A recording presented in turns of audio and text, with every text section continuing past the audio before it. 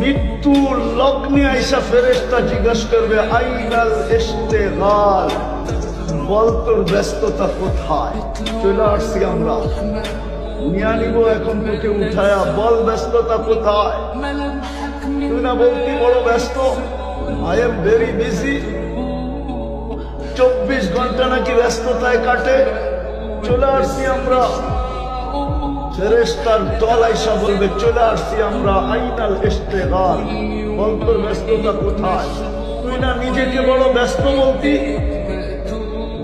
ব্যস্ততা কোথায় তোর? আইনাল ইশতিগাল।